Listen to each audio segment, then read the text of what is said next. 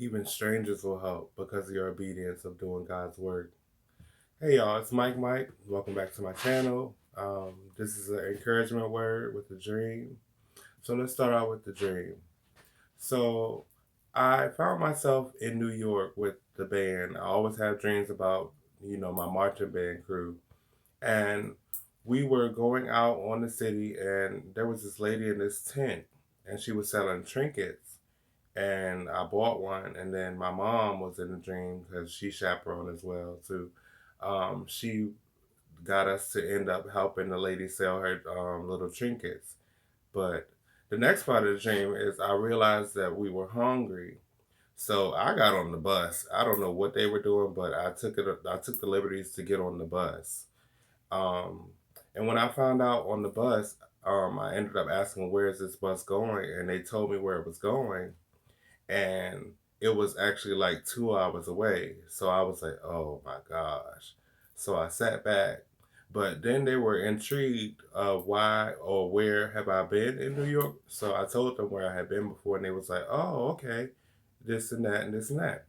So, and then I ended up talking about the goodness of God and everything that He means to me. And everybody was on board. Everybody was so happy. And then there was some kind of a bug that flew on the bus and it bit one of the passengers and he got scared and everybody else got scared.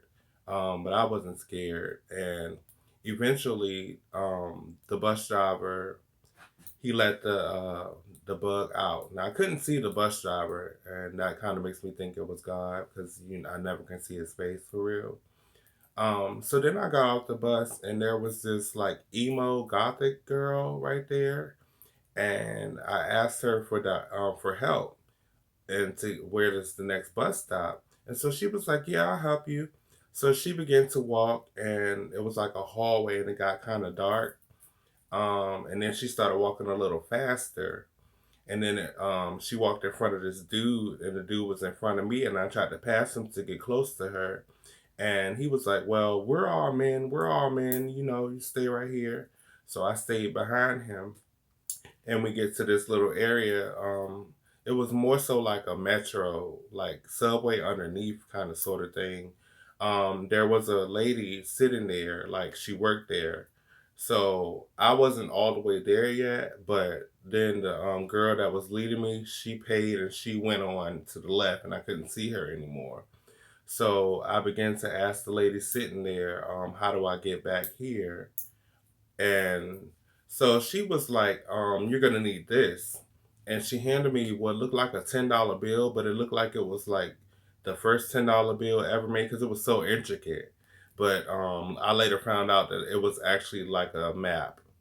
And when she was like, "You're gonna have to pay," and when she said that, it was a dude walking the opposite way with headphones on, and he just reached over and he handed me like coins and he handed me big dollar bills, and then I woke up. So what I'm saying for that is that you may feel like you're lost, but God is definitely directing you to where you need to go. Y'all, I forgot to mention that people are gonna ask you for your testimony. That's where the when the people was asking me where have I been in New York, they're gonna be asking you for your testimony.